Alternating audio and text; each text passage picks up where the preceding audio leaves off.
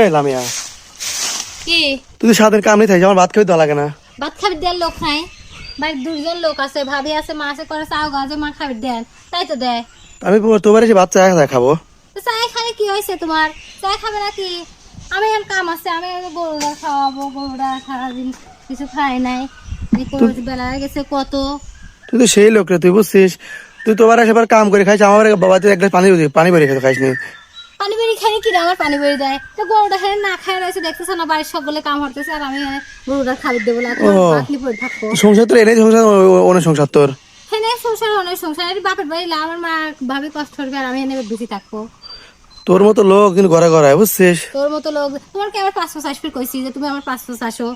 আমার 500 চলে আসলে আবার এখন আবার নাটক করতেছো, কি করে? চায়া পারলি খাও, না পারলি না খাও, আমি যখন যাই শান দেবো না। তাহলে আমার এনে আশাই বলা হয়েছে এনে। আসলে কিসের জন্য? তোমাকে আমি একবার ডাইছি চলো যাই। ও ঈদের মধ্যে বেড়াইনি মনে কর, তো 5 বেড়াই মানে আসে কি? হ্যাঁ, ঈদের মধ্যে বেড়াই চাও, যাই কও মা কি ভাবি করে খাবির দেন খাই, এত কথা কিসের? কাম করতেছি দেখতেছ না সহি, আমি তোমার যাই আবার বাদ দেবো, এইসব কাম করবি কিরা? ভাবিরা কাম করতেছে না বাড়ির ভিতর। আমি চলে যাবো এখন। যাও গা, তোমার ঠেয়াবে নাকি কিরা? পরে সাইডি খায় এটাই চলে যাবে। খাই পারবো, খাওয়া টাবো না, আমি চলে যাবো। যাও, যাবে করে সবাই চলে যাও, খাওয়াবো না। তোর মতো লোকজনই বুঝছিস, আর দুনিয়া দিনে আটা না।